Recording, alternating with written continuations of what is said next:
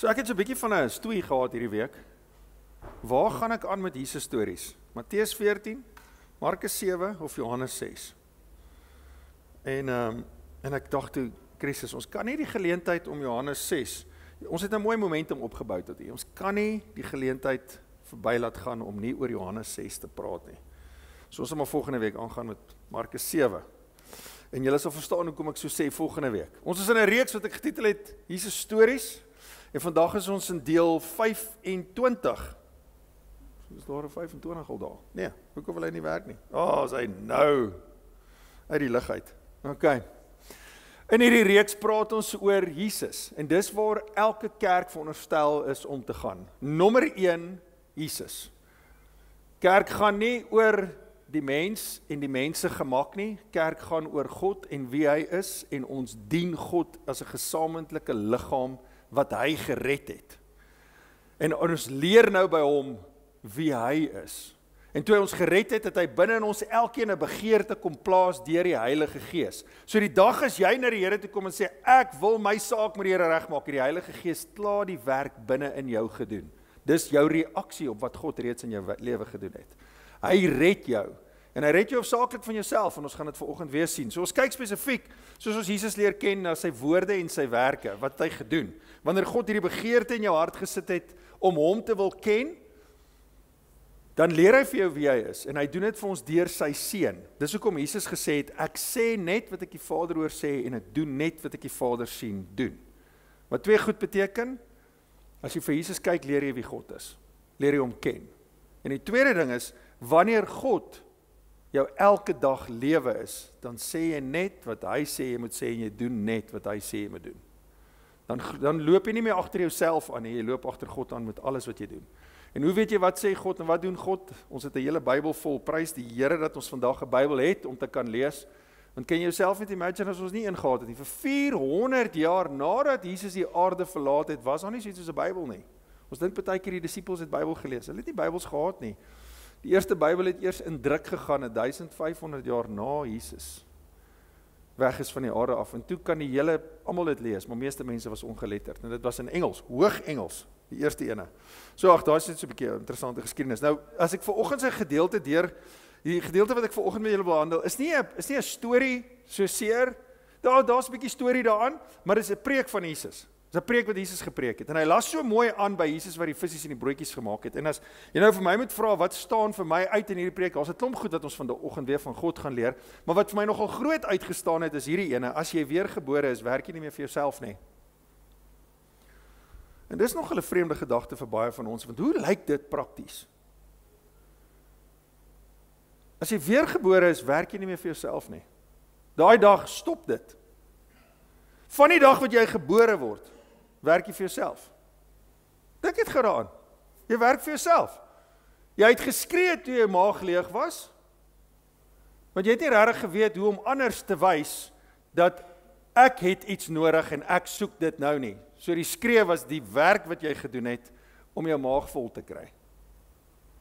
En so word jy so 'n bietjie ouer en jy hou die mense dop, en dan kom jy agter as 'n kleintjie, okay, al hierdie ander mense werk eintlik vir hulle self. Hulle sit self kos in hulle mond. En dan begin jy ook vir jouself sê, maar ek kan dit ook myself doen. Maar jy kry nie altyd die kos waar die groot mense dit kry nie, want jy kan nog nie die yskas oopmaak nie. So jy kry die kokkerot onder die yskas. Nee, want hulle eet mos hondekos ook as hulle klein is. Hulle vat mos enige ding, want ek wil self, want ek werk vir myself. Jy word so gebore, jou hele lewe, jy werk vir jouself. En jy leer jouself dat dis reg, ek kan maar. Dis oulik. En dan kom jy agter, jy werk nie net vir jouself omdat dit net outomaties gebeur nie. Jy werk eintlik vir jouself want jy het 'n aptyt. Jy is gebore met 'n aptyt. En jou eerste aptyt waarmee jy gebore word, is honger en dors. Dis die heel eerste een. En dan soos tyd aangaan, leer jy wat geld is, en dan kom jy agter, ek het eintlik 'n aptyt vir hierdie blink en lekker goed. Al hierdie besittings. Gaan jy lewe nog so 'n bietjie aan, dan slaan jy puberteit, dan kom jy agter, ja, hy's mooi. Dan skop jou instink in, en dan dink jy, hier's 'n aangetrokkenheid, ek het 'n aptyt, ek's lus. En so gaan dit aan. Dan kom jy agter wat's roem. Of wat is dit om 'n geleerde te wees? Dan kom jy, ek het 'n aptyt hiervoor. En dan begin jy werk om daai aptyt te bevredig. So jy is die heeltyd besig om vir jouself te werk, om die heeltyd net jou aptyte te bevredig. En hoe meer ek dit bevredig, hoe lekkerder is dit. En so leer jy dat die lewe gaan oor gelukkig wees. Ek moet net aanhou. Ek moet net aanhou, en daar's nog iets wat ek nog nie geproe het nie. Daar's nog iets wat ek nog nie gesien het nie. Daar's nog iets wat ek nog nie na geluister het nie. Daar's mense wat ek nog nie ontmoet het nie. So dis die moeite werd om te leef. Ek moet net aanhou, dit kom. Ek moet net aanhou. Ek moet net aanhou. En voor jy jouself kry, dan raak jy so oud. En as jy so oud geraak het, so Salomo, die wyse Salomo, dan sê jy sien, hy het geskryf, ek het die betekenis van die lewe gaan soek. En ek het dit gaan soek in kos. En ek het dit gaan soek in verslawingsmiddels en drank. En ek het dit gaan soek in seks en verhoudings. En ek het gaan soek in al die kennis en al die wysheid. En ek het dit gaan soek in posisie. En dit alles kom tot niks. Het Salomo gesê. Want die probleem met 'n aptyt is, jy kan hom nooit bevredig nie. Jy gaan weer honger word. En dis hoekom mense laat in hulle lewe sal selfmoord pleeg. Want ek het op 'n plek in my lewe afgekom wat gesê het, waaroor gaan alles? Waar gaan alles? Daai is 'n baie belangrike vraag, wat ons eintlik elke dag vir onsself vra, onbewustelik, sonder dat ons dit agterkom. Waaroor gaan alles? Alhoekom ek leef elke dag is want ek het nog nie alles gesien nie en nog nie alles geproe nie en ek moet gelukkig wees en dit moet lekker wees. Ek werk vir daai salaris aan die einde van die maand dat ek het gespaar vir my nuwe Xbox of my nuwe kar of my nuwe klere of my nuwe skoene en nou loop ek eers vir 'n maand rond en ek voel die lewe is die moeite werd tot die skoene oud is. Uiteindelik moet jy daai vraag kan antwoord, waarvoor werk jy? En ek kan vandag vir jou sê, as jy vir jouself werk en jy gaan jou lewe lank vir jouself werk, is jy in vir baie groot teleurstelling. Baie ernstige groot teleurstelling. En in vanoggend se boodskap wat Jesus hierso preek, leer hy vir ons hierdie beginsel. As jy weergebore is, hou jy op om vir jouself te werk. Van daai dag af. Van daai dag af begin jy aandag gee aan die begeerte wat die Heilige Gees in jou hart gesit het. En jy begin daai aptyt bevredig. En daar's net een wat daai aptyt kan bevredig en dis hy. Jy kan nie. Jy gaan daai antwoord buite jouself soek. Die storie die preek wat Jesus vandag vir ons gaan preek is die brood uit die hemel. Die brood wat ons uit die hemel uit kry. Nou, ons ken almal die storie van die Israeliete wat uit die Egipte uitgelei is in die beloofde land en maar hulle was vir 40 jaar omdat hulle nie vir God wou luister nie, was hulle in hierdie woestyn gewees. Dan het dit goed gegaan, het hulle so 'n love-hate relationship gehad. Dan luister hulle. En maar God het in die dag vir hulle laat brood uit die hemel uit laat neerreën om vir hulle te sorg, manna soos hulle dit genoem het. Wat hulle geëet het elke dag, wat hulle aan die gang gehou het, wat hulle al hulle energie en al hulle krag vandaan gekry het om elke dag te leef. In die nag het hy vir hulle 'n vuurkolom gegee om hulle in die woestyn warm te hou en in die dag het hy vir hulle 'n wolk gegee om koelte oor hulle te maak, dat hulle nie uitbrand nie. En Jesus verwys na daai storie. So jy het nodig om daai storie in jou agterkop te hou terwyl jy hoor terwyl hy hierso praat. Daai was fisiese voorsiening vir die fisiese aptyt van 'n mens. Dis wat God daar gedoen het vir die volk van Israel. Wat jy ook in gedagte moet hou terwyl ons hierdie gedeelte vanoggend lees, en dis baie keer iets wat ons nie verstaan nie. Want ons word nie ons het nie daar groot geword, ons in daai kultuur of daai tyd van die wêreld groot geword nie. Ons verstaan nie wat dit beteken om sonder 'n yskas te leef nie. Want 'n yskas bestaan van die dag wat jy jou oë oopgemaak het. Ons verstaan nie wat dit beteken om nie 'n winkelsentrum te hê om na toe te ry om te gaan kos koop nie. Ons verstaan nie wat dit beteken nie. En die hele tyd van die wêreld het daar was nie 'n winkelsentrum, daar was dalk 'n mark. Jy het in die oggend as jy jou oë oopgemaak het, was jou heel eerste prioriteit. Ek moet net iets in my maag kry voor ek vanaand gaan slaap. En dis nie maklik nie. As ek gelukkig is, gaan ek dit reg kry. Wat nog van 3 keer 'n dag eet? Ons verstaan nie die konsep van dit nie. Ons dink, ja, die mense het maar soos, hulle het ook rotine gehad. Seker maar 'n gat in die grond gegrawe en gras oorgepak vir 'n yskas en ons het al hierdie idees wat ons gehad het, maar die mense se grootste prioriteit was net voor ek vanaand gaan slaap om kos te kry. So hou dit in gedagte, wanneer ons hierdie storie lees, want dit gaan vir jou baie konteks gee, en dit gaan vir jou laat verstaan, hoekom sê Jesus wat hy sê? Want hy praat hier van die mense aptyd, en die mense wat vir homself werk. So kom ons spring weg. Die mense wat oor kan die see was, het gesien dat daar net een skytjie is, en geweet dat Jesus nie saam met sy disippels in die skyt geklim het, nie, maar dat hulle alleen weggevaar het. So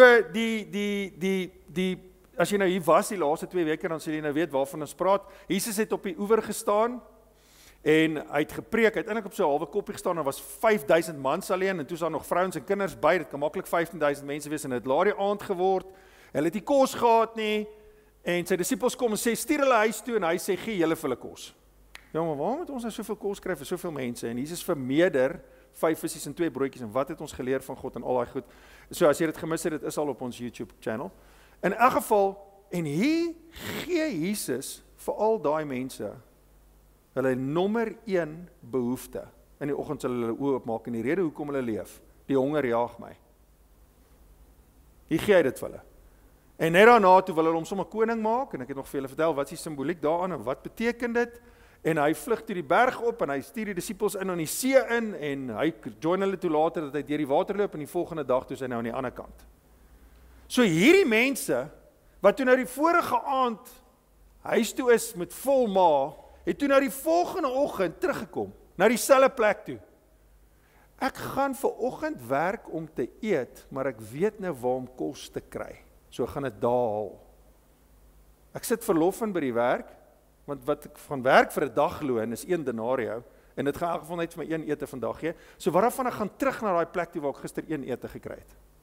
Ek gaan nou werk, want ek werk vir myself elke dag. So toe hulle daar kom, toe sien hulle net een skytjie. Hulle het die vorige aand toe hulle weg is, toe sien hulle daar was net een skytjie, en hulle het geweet Jesus was nie op die skytjie, dis hoekom hulle teruggegaan het, sien toe hulle soek vir Jesus, want Jesus is die een wat die kos vir my gaan gee. Hulle weet hy het nie saam met sy disippels in die boot geklim en weggevaar nie, maar hulle weet ook nou nie hy het oor die water geloop nie. Hulle het nie 'n idee nie. Die volgende dag kom daartoe ander skytjies van Tiberias af, naby die plek waar die mense die brood geëet het, nadat die Here daarvoor gedank het. So hulle kom nou daaraan, die volgende dag. Hulle kom nou vir Jesus soek. En toe die mense sien dat Jesus nie daar is nie, en sy disippels ook nie, het hulle in die skytjies geklim en na Kapernaum toe gevaar op soek na Jesus. Nou kan jy jouself in hierdie toneel indink. Hierdie is nie, daar's 'n spesifieke plek op die strand, naby 'n boom en 'n klip, en Jesus het daar gesit, en ons loop nou soontoe om Jesus daar te gaan soek nie. Hierdie ouens vaar in 'n boot, so hulle kan of 'n seilspan en gaan, hulle kan roei, dan klim hulle uit en dan begin hulle soek. Hierdie was harde werk. Hierdie was nie net, klim gaan die kar, ons ry gou, klim uit, betaal, klim terug en ry terug. Dit is niks nie, man. Hierdie was moeite. Hulle het gewerk. Hulle het Jesus actually gaan soek, op die berg, af die berg. Hulle moes tot die gevolg trek om, okay, hier is nie meer 'n mens hier nie. En hulle klim toe terug in die boot en gaan toe na die oorkant toe, want hulle het gesien die disippels was oorkant toe. So kom ons gaan soek die disippels. Dalk is Jesus by hulle. En toe hulle hom oorkant die see kry, vra hulle hom, hier kry hulle vir Jesus. Rabbi, wanneer het jy hierheen gekom? Nou, hoe dit gebeur? Dis vreemd. Maar hulle het 'n intensie. Hulle is besig met small talk. Ja, gaan maar lekker dag vir boomklim. Hulle het 'n intensie. Ons wil ons op tyd bevredig. Ek werk vir myself, dis hoekom ek hier is. Ek soek kos, ek weet waar om dit te kry. Wanneer het jy hierheen gekom? Kyk hoe antwoord Jesus hulle. Ek sê vir julle, as mense dink Jesus was saggies en teer, en nie baie konfronterend nie. Ek sou sê, hierdie sou ek sê, as iemand my so antwoord, en ek moet vandag hulle vasneem, sou ek hulle baie judgmental noem. Kyk hoe antwoord Jesus hulle. Dit verseker ek julle. Jesus mag hierdie gedoen het, want hy kon in 'n mens se hart insien, hè? Julle soek my, nie omdat julle die wondertekens gesien het nie. Met ander woorde, julle soek my nie omdat julle honger is vir wie ek is nie. Maar omdat julle van die brood geëet het en versadig geword het. En dan sê Jesus in die volgende skrifvers, in soveel woorde, julle moenie werk vir die voedsel wat vergaan nie. Met ander woorde, moenie jou op tyd jaag nie. Jy is besig om jou tyd te mors. Dit gaan nie doen wat jy dink dit vir jou gaan doen nie, en dit gaan nie vir jou beteken wat jy dink dit vir jou gaan beteken in hierdie lewe nie. Nooit nie. Jy gaan teleurgesteld wees. Moenie werk vir voedsel wat vergaan nie, maar vir voedsel wat nie vergaan nie, en wat ewige lewe gee. So met die gevolg is, werk vir voedsel wat jou aptyt blus. Werk vir voedsel wat werklik die moeite werd is en nie vergaan nie. Nou, dis die probleem met 'n aptyt en om te werk vir jou aptyt. Dis die groot probleem daarvan. Dis tydelik. Jy kan hom nie bevredig nie, ek het dit nou gesê. Dis tydelik. So, die geld wat jy bymekaar maak, die huis wat jy opsit, die kos wat jy eet, die verhoudings waarin jy voel jy nodig het om jou te sustain en jou lewe te gee, die plekke wat jy besoek en beleef, die posisies wat jy bereik en al die roem in jou lewe. Al daai goed bestaan net terwyl jy bestaan. So as jy doodgaan, is dit ook verby. En dan maak mense in elk geval met jou geld net wat hulle wil, nie wat jy gedink het, jy wil hê hulle moet daarmee doen nie. En met jou besittings. Hulle het nie die sentiment wat jy daaraan het nie. Dit vergaan, dit is tydelik. Ek en jy is op hierdie aardbol tydelik. Moses skryf op Psalm 90, as ons gelukkig is, word ons 80 jaar oud. As ons gelukkig is. So, hoekom staan jy uit die bed uit op elke dag? Vir jou tydelike bestaan. Is dit wat jou in die gang hou, met ander woorde. En Jesus sê in soveel woorde vir hulle, stop jou tydelike soeke. Want dit kom tot niks, het Salomo gesê. Belê jouself in goed met ewigheidswaarde. In goed wat ewig aan sal bly bestaan, met ander woorde. Dit sal die seun van die mens vir julle gee. Dit maak Jesus moontlik vir elke liewe persoon wat 'n begeerte het vir hom, wie weergebore is, met ander woorde. Hy maak dit vir my en jou moontlik om deel te word van 'n ewigheidsplan, met 'n lewe wat 'n ewigheidswaarde het. Hy maak dit moontlik vir my en jou. Dis hoekom hy aarde toe gekom het. Want anders was ons net in 'n tydelike lewe, sonder God. Want God die Vader het hom die mag daartoe verleen. God het vir die Seun gesê, gaan maak 'n pad vir my kinders. Help hulle, verlos hulle van hierdie tydelike aardse bestaan wat tot niks kom nie. Wat eindig in dood. Hulle vra hom toe, wat moet ons doen om te doen wat God van ons verlang? Nou, laat ek net gou, dit klink nou so 'n oulike vraag. Ja, wat wil die Here hê moet ons doen, Jesus? Jy gee jou hart vir die Here. Nee, Jesus nie dit gesê nie, so tussen my en jou. Dit klink nou so 'n oulike vraag, maar onthou met wat se intensie staan hulle voor Jesus. Hulle is daar net vir een intensie. En dis om hulle vir hulle self te werk en hulle maag vol te kry. So nou het Jesus vir ons 'n twist gegee, so ons begin nou half van hierdie ding inkom. Okay, hy wil eers hê ons moet deur 'n hoep spring of 2 voordat ons hierdie kos kan kry wat ons vandag kom soek het. Dis nou die idee wat hulle hier gekry het. So nou vra hulle, okay, wat is die hoeps waardeur ons moet spring? Wat moet ons doen? Want ek verstaan nie wat Jesus vir my sê nie, maar Jesus is besig, Jesus gaan nou 'n simboliese manier vir hulle illustreer waarvan hy praat. En dan moet ons nou dink aan Egipte en die manne wat daar uitgelei is in die woestyn is. Hulle vra, wat moet ons doen? Maar hulle intensie is glad nie om regtig te belê in ewigheidswaarde nie. Laat ek dit net gou sê. Jesus het klaar vir hulle gesê, julle soek my nie. Julle soek kos. Wat beteken die Heilige Gees het nie in hierdie ouens se harte gewerk nie. Hulle het nie 'n begeerte om God te ken of wie hy is nie. Hulle leef net vir hulle self. Hulle werk net vir hulle self.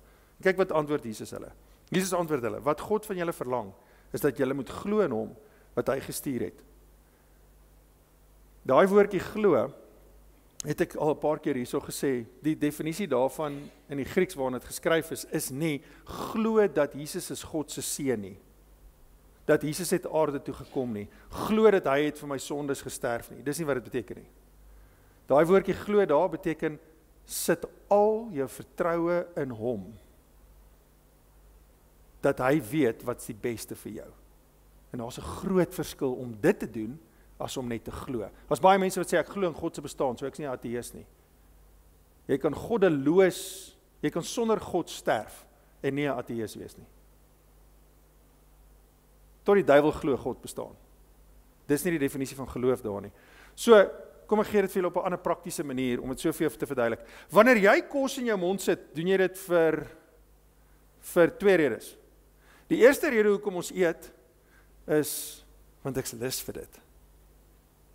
En as jy iemand is wat altyd net agter die goed aan eet waarvoor jy lus is, dan is jy 10-1 ook nie so gesond nie. Want ons sal dan net takeaways eet. Of net sweets, of net roomys, of net chocolates.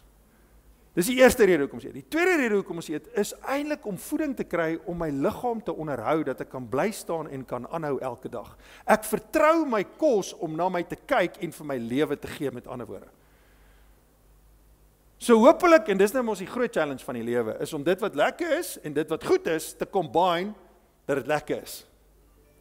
Dis ons eintlik die hoofdoel van. Maar dis die rede hoekom ons eet. En dat Jesus daar sê is, soos jy jou kos vertrou om dit vir jou te doen, sit daai vertroue in my. Soos wat jy die verhouding vertrou, wat jy emosioneel afhanklik van is, om jou emosioneel te versorg, elke dag van jou lewe, sit daai vertroue in my, en nie in daai mens nie.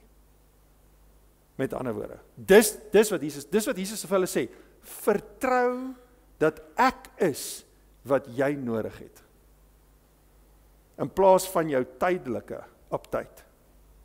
Hulle sê toe vir hom, watter wonderteken kan u doen, sodat ons dit kan sien en in u kan glo? Wat gaan u doen? En dan gee hulle hom 'n voorstel. Ons voorouers het manna in die woestyn geëet. Ons praat van kos, Jesus. Soos al geskrywe staan, hy het aan hulle brood uit die hemel gegee om te eet. So wat daarvan? Want daar's ook 'n profesie wat Moses gegee het, net voor hulle die beloofde land betree het, en God vir Moses, net voor God vir Moses gaan begrawe het Moses 'n profesie gegee en gesê, daar gaan 'n profeet kom wat ook vir julle gaan voorsien, soos die manna uit die hemel. Toe het hy geprofeteer, Moses het geprofeteer van Jesus se koms, wat julle gaan bevredig. So hulle het hierdie profesie geken, en hulle het dit saam met hulle gedra. So, toe hulle hierdie woord, toe hulle geleentheid kry, toe sê hulle, Jesus, maar bewys dit wat jy sê is waar. Doen vir ons 'n wonderteken en voer ons weer, asseblief. Maar jy moet weet, hierdie ouens is nie wakker in hulle gees nie, hulle het nie 'n begeerte vir God nie. Jy leef nog net in jou sondige, selfsugtige natuur, met sy aptyd, en dis al wat jy wil bevredig, en dis waarvoor jy elke dag van jou lewe werk. Kyk wat sê Jesus vir hulle. Die brood wat God gee, is hy wat uit die hemel kom en aan die hele wêreld lewe gee. So hulle sê, okay, bewys dit nou. Hier sê Jesus, okay, hier is die wonderwerk. Ek is die brood. Daar sê Jesus, hy is 'n brood. Dit klink snaaks. Maar is die simboliek wat hy vir ons probeer verduidelik. Jy moet my vertrou. As jy werklik wil bevredig wees en vervuld wees en die betekenis van jou lewe ontdek op hierdie aarde, ontdek die Skepper en soek net vir hom. Meer as enige ander aptyd in jou lewe. Dis wat Jesus vir hom sê. Ek is die brood. Hier staan die lewende wonderwerk klaar gedoen voor jou, reg voor jou. Hulle sê toe vir hom, meneer, gee ons tog altyd hierdie brood. Ek is hier, vat my. Volg my, luister as ek met jou praat. Maar hulle het fisiese brood gesoek. Hulle het nie vir Jesus gesoek nie. Kan jy dink dat Jesus praat met mense, en jy kan die hele Johannes 6 gaan lees, Jesus het hier moet, nou moet jy weet, laat ek dit net by sê, ons kry partykeer die punt, Jesus praat met 'n klein groepie mense. Hier's weer duisende mense by hom, hier's skares by hom, wat hom en die disippels so toestaan, dat hulle nie asem kry, dat hulle wil ontsnap. Hier's duisende mense wat nou by hom staan. Soms verstaan ons dit nie lekker nie. En hy sê vir hulle, ek is wat julle nodig het.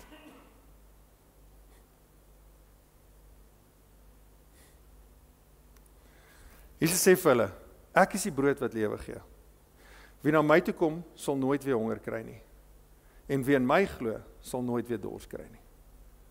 As daar 'n aptyd is wat jy nodig het om bevredig te kry, is dit die een wat ek in jou kom sit het met jou wedergeboorte. En dis die een wat jou lewe die betekenis gee. Ek sit baie keer, in die samelewing waarin ons vandag leef ons in 'n samelewing waar mense sê, Jy moet weet wie jy is, voordat jy kan doen wat jy moet doen in hierdie lewe. Ons almal glo dit, feitlik, op 'n manier glo ons dit. Ek moet weet wie ek is, voor ek kan doen wat ek moet doen. Ek moet weet wat is my belangstellings, wat is my vaardighede, wat is my vermoëns. Het jy al ooit aan gedink dat jy nie nodig het om te weet wie jy is nie? Dat Jesus in Matteus 6:33 gesê het, soek my heel eerste. En al die goed sal vir jou bygevoeg. Dit is jy jou skepingsdoel wil ontdek. Hoekom is ek op hierdie aardbol? Dan moet jy gaan praat met die een wat jou gemaak het. Jy moet hom gaan soek.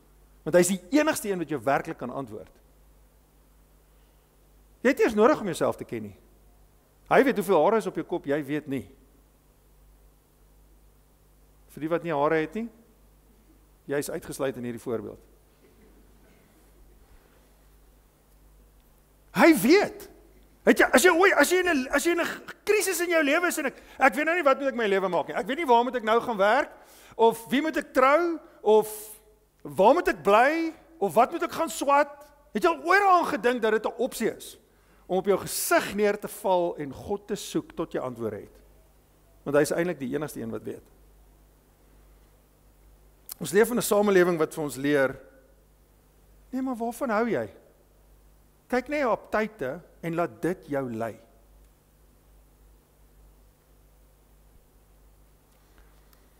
Maar wat julle betref, sê Jesus vir hulle in soveel woorde, het ek reeds gesê, julle sien my, en tog glo julle nie in my nie. Jesus sê vir hulle, ek mors my tyd om met jou te praat, want jy het nie 'n begeerte vir my nie. Met ander woorde, het jy al ooit daaraan gedink dat Jesus homself het 'n preek gepreek, en niks met dit bereik nie? Jy kan die hele Johannes 6 gaan lees. Hy het niks bereik nie. Die een wat wonderwerke doen, kon nie deurbring na mense, kon nie deurdring na, so wat is die kans dat daar vanoggend ouens hierso sit en nie 'n woord hoor wat ek sê nie? Baie groot, ek bedoel, ek's nie, Jesus nie. Jesus het 'n preek gepreek en niemand kon dit hoor nie. Elkeen wat die Vader vir my gee, nou verduidelik Jesus vir hulle, hoekom luister hulle nie en hoekom hoor hulle hom nie. Hy sê, elkeen wat die Vader vir my gee, en die Heer en Vader gee nie vir my almal nie. Hy werk deur die Heilige Gees in mense se harte. Maar elkeen wat hy vir my gee hy vir my. Hy red hulle, hy stuur hulle. Sal na my toe kom. En ek sal hom wat na my toe kom, nooit verwerp nie. Wat 'n mooi belofte. Hy gaan my nooit verwerp nie. Hy sal nooit vir my sê, nee, jy is nie vir my goed genoeg nie. Want hy kyk nie na my en of ek goed genoeg is nie. Ek het van die hemel af gekom, nie om my wil te doen nie, maar die wil van hom wat my gestuur het. En wat is sy wil? Sy wil is dat ek sal doen wat hy van my verwag. Hierso sê Jesus eintlik vir ons 'n voorbeeld. As jy wonder wat die wil van God vir jou lewe is, dan is dit dat jy sal doen wat hy van jou verwag. Dat jy sal doen wat hy van jou wil hê. En dit begin by, ek soek hom elke dag, totdat ek 'n antwoord het, en nou weet ek wat om te doen. Ek is hier om God te verheerlik. As Jesus dit gedoen het, is dit wat ek en jy veronderstel is om te doen. Hy was ons voorbeeld. En dit is die wil van hom, wat my gestuur het.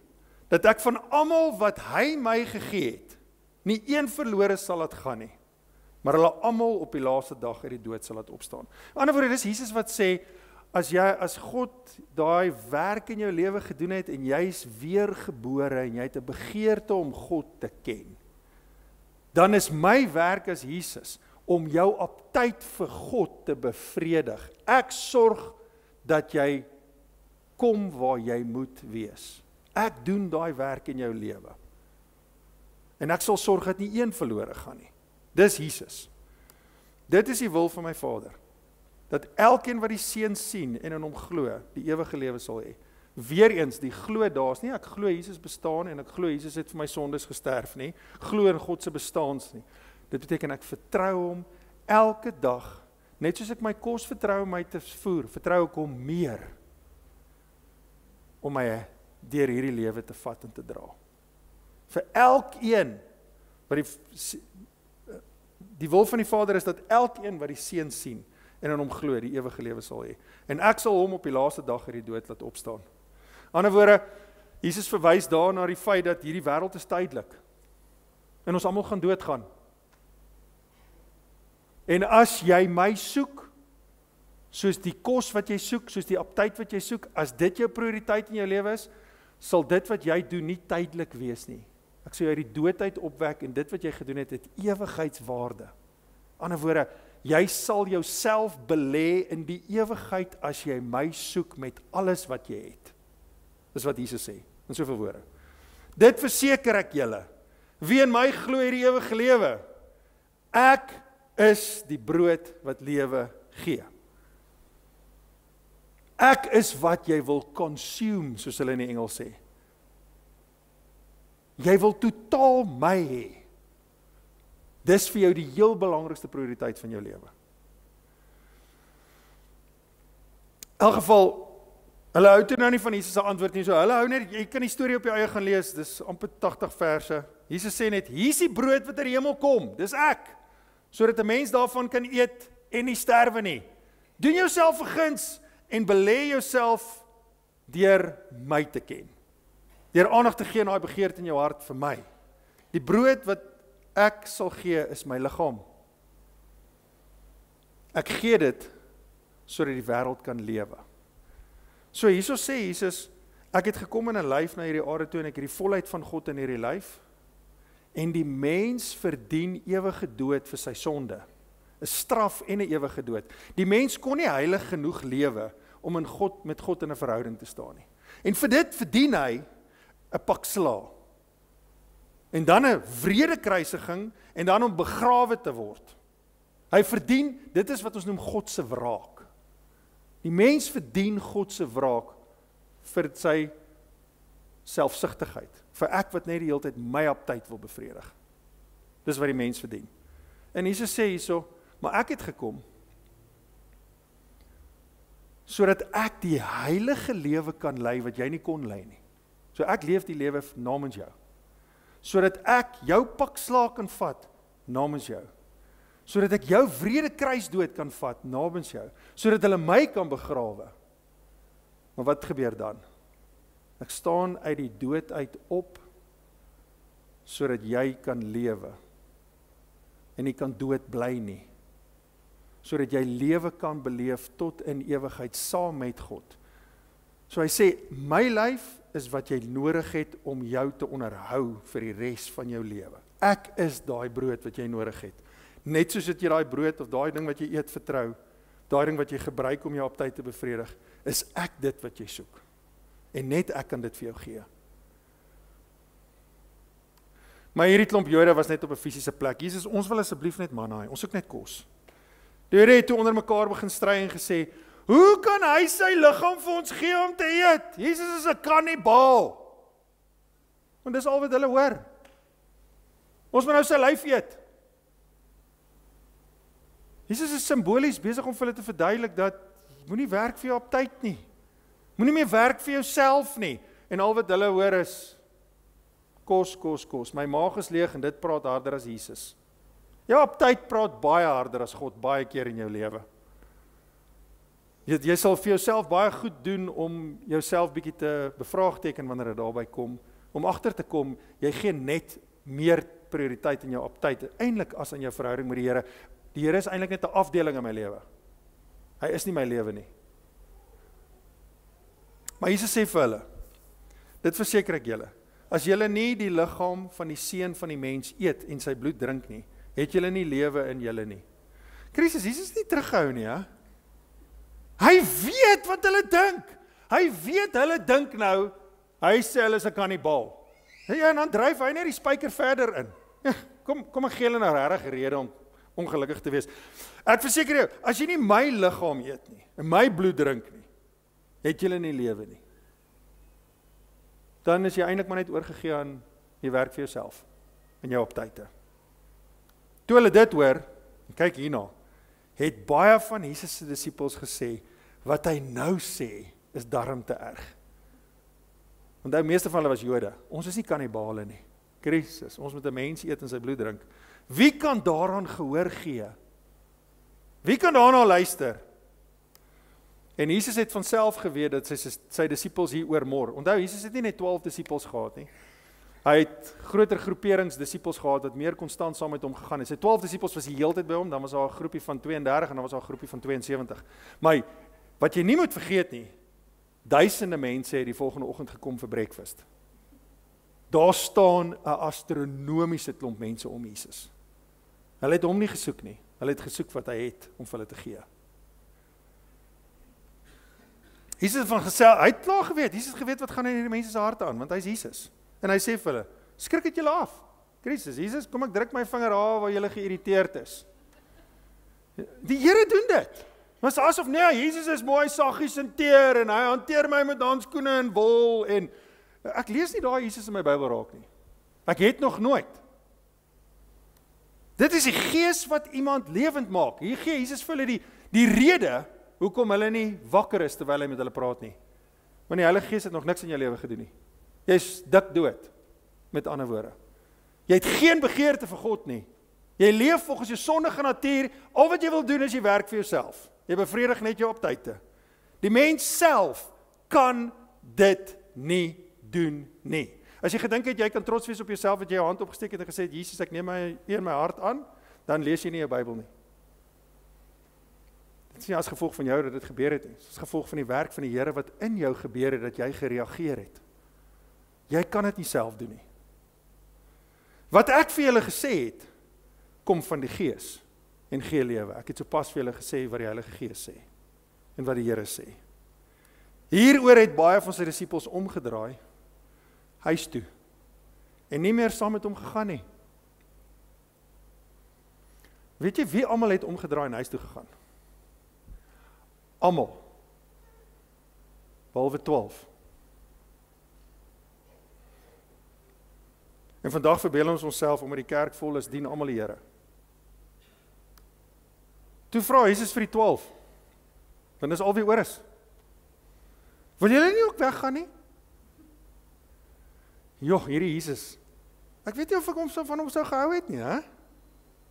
Wil julle nie ook waai nie? Dis nou maar 'n bietjie sarkasties. En Simon Petrus het hom geantwoord en gesê, Here, na wie toe sal ons gaan?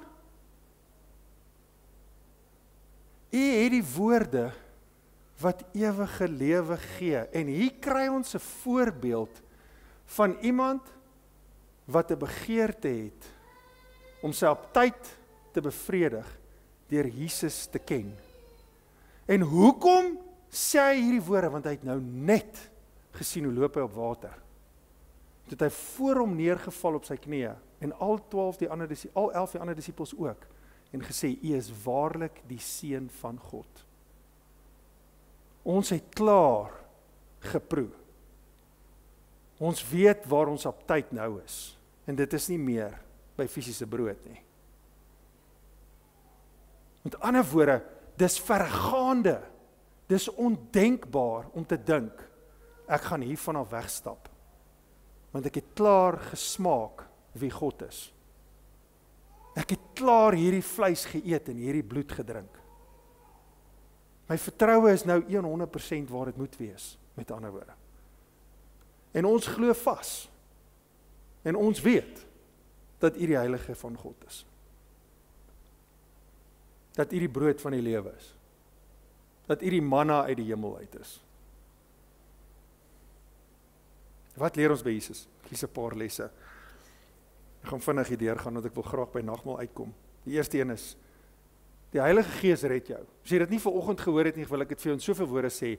Die Heilige Gees van God werk in jou en dit bring jou tot by 'n plek van bekering, waar jy besluit om jou lewe te los agter jou aptyte aan en waar ek werk vir myself en om te draai en te sê, nou gaan ek agter God aan, ek bekeer my, ek keer om, draai 180 grade om en ek loop in 'n ander rigting en ek doen van nou wat God van my verwag en wat hy sê. Hy doen daai werk in jou lewe. Dis nie iets wat jy doen nie. Al wat jy doen is ons, en dit gebeur uit genade uit. En al wat ek en jy doen is, ons aanvaar dit. En ons sê, dankie Here. En dit maak my liries dankbaar. Jy weet, dankbaar is nie 'n keuse nie, né? Terwyl baie mense dink dit is. Dankbaarheid is 'n spontane reaksie, wanneer jy iets gekry het wat jy nie verdien nie. En ek word elke oggend met 'n lied in my hart wakker met dankbaarheid, is wanneer ek 'n geleentheid kry soos vanoggend om te sing, en die Here te loof. Ek sal dit nie mis nie. Dit is iets wat ek gedoen het nie. En hy verdien al die lof en die eer tot in ewigheid vir wat hy gedoen het in my lewe. Ek kan nie stil bly nie. Hoe doen ek dit? Wat 'n straf en 'n dood verdien wat ek nie vir myself kon kry nie. Hy het daai werk gedoen. As geredde is dit sy wil dat jy sal werk om hom te ken en te vertrou. As jy wonder wat die wil van die Here vir jou lewe is, daar is hy mooi opgesom. As 'n geredde mens. Vir 'n ou wat nie gered is nie, wil ek vanoggend sê, eat your heart out. Jy kan alles doen wat jy begeer en dit geniet. Ek hoop regtig vir jou part, jy leef 'n vol lewe en dit lei na iets. Na betekenis of sinvolheid.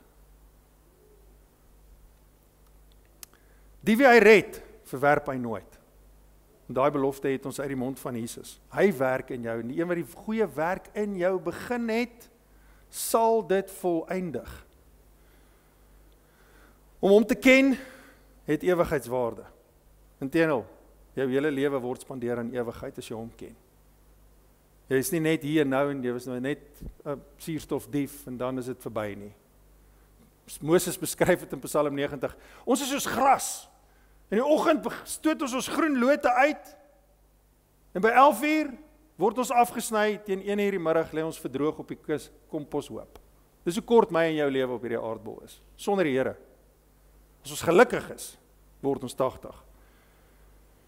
Hy eis jou lewe en vir baie is die prys te hoog. Ek het vanoggend vir julle gewys, meeste mense het gewaai. Ons dink baie keer in ons koppe dat kerke wat baie mense het, is gewoonlik meer suksesvol as kerke met min mense. Het jy al ooit gekyk na hierdie kerke wat so baie mense het? Hoekom het hulle so baie mense? Het jy al die ligte gehoor? Het jy die sound gesien? Het jy die koffiekwaliteit gesien? Het jy die koffieshops gesien? Het jy die nice seats gesien? Het jy die tegnologie gesien? Het jy die vermaak gesien? Het jy die band gehoor? Het jy al ooit gedink dat daai mense se aptyd is? Wat bevredig word? En hoe meer ek dit kry, hoe meer hou ek af van om kerk toe te gaan. Want die kerk het 'n manier gekry om mense in die kerk te kry. Kom ons bevredig hulle aptyd. Hulle fisiese aptyd. Ons het die lekkerste koek in ons koffieshop. Of die beste koffie. Is daar iets fout daarmee om dit te doen? Nee, ek sien nie ons iets fout daarmee om dit te doen nie. Jy moet wel vir jouself vra, hoeveel van daai ouens dien werklik die Here?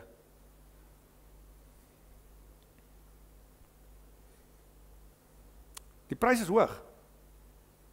Almal wat om Jesus gestaan het, wat gesien het hoe hy 15,000 mense voer, het omgedraai en weggestap. Sê, hierdie is vir ons te erg. Jesus het ontslaag geraak van sy gehoor. Vir die wat gered is, maak dit nie sin om van hom weg te stap nie. En dit leer Petrus vir ons. Jesus, wat bedoel jy? Ons weet waarom ons op tyd te bevredig. Ek wil vra dat die ouens my gaan help met die nagmaal, dat julle sal vorentoe kom. Wanneer ons vanoggend aan hierdie tafel sit, stel hierdie koekie wat jy gaan eet, die liggaam van Christus voor. En hierdie glasie wat jy gaan drink, stel sy bloed voor. En as jy vanoggend hierdie eet en hierdie drink, is dit 'n verklaring wat jy maak en sê, Here, ek vertrou U.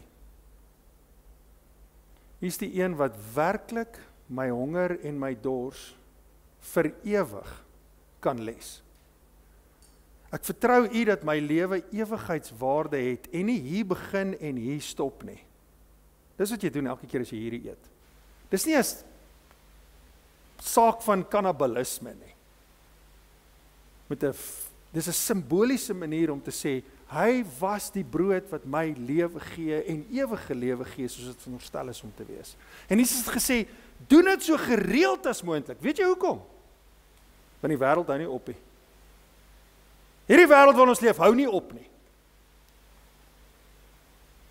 Nog 'n nuwe fliek, nog 'n nuwe borrelstoer, nog vrouens, nog mans, nog meer plekke wat ek kan besoek, nog meer geld. Die wêreld hou nie op nie.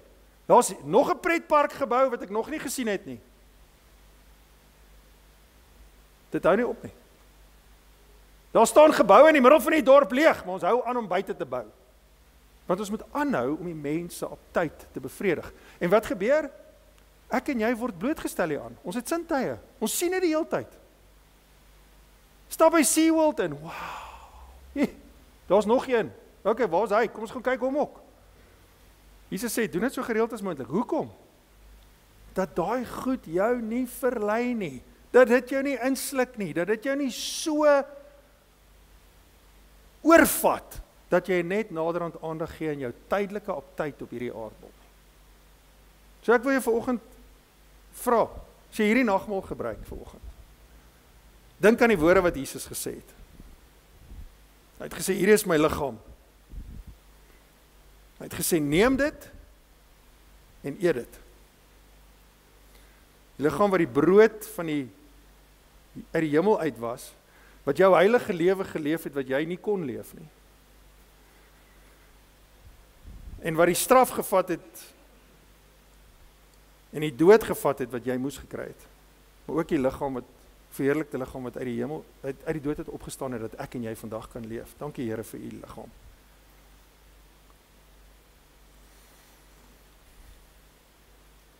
En toe het hy die beker geneem en hom vir sy disippels aangegee. En gesê, hier is my bloed. Drink dit. Dit reinig jou, maak jou skoon. My bloed wat 'n bewys is van die feit dat jy my vertrou en altyd jou vertrou in my sal sit en dit daar sal hou. En as jy in enige moeilikheid kom, sal weet waar om die antwoord te kry, en dis by die Skepper. Dankie Here vir u bloed.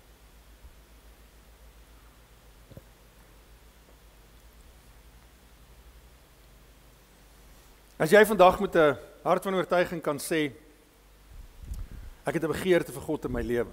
Is jy welkom om gebruik te maak van hierdie tafel.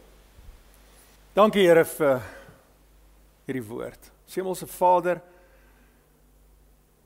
ons harte juig van dankbaarheid vir wat U in ons doen.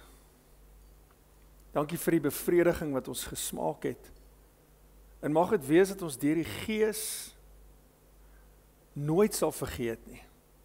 Dat die versoekings van hierdie wêreld nooit ons aandag sal aftrek nie, maar dat ons naby aan U sal bly. Soos wat U gesê het, Jesus, U sal nie ons laat verlore gaan nie. Mag ons duidelik bewus wees van U wat altyd by ons is. Altyd ons hand vashou. Elke keer ons lei. Heilige Gees, dat U in ons praat.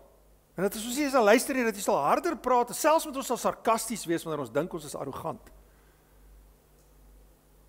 Here, mag ons oop wees vir die waarheid en nie net streelende goed wil hoor en sien nie. Ons loof en ons prys U vir die gawe wat ons het in U liggaam, dat U self kom offer het, dat U deel van ons kom word het, en die lewe kom leef het wat ons nie kon leef nie, om ons te dien, en die straf te vat en te sterf, om die Vader te verheerlik en vir ons 'n pad te maak. Ons loof en ons prys U daarvoor. Here, en dan wil ek bid vir elke ou in hierdie gebou vanoggend, wat die Heilige Gees se werking dalk vanoggend in hulle hart beleef het. Heilige Gees, U werk soos U wil, net waar U wil.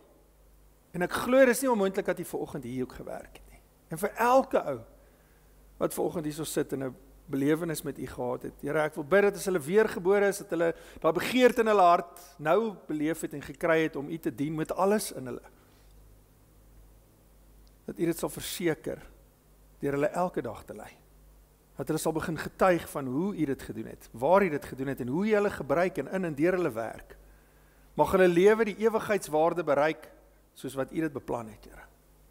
En vir elke ou wat dalk vanoggend hierso sit wat in 'n plek is waar hulle lewe dalk uitmekaar uitval en ek weet nie wat die doel van hulle lewe nie. Ek weet nie hoekom staan hulle in die oggend op nie. Here, wil ek bid dat hulle regtig sal ontdek dat die lewe gaan oor wat U sê.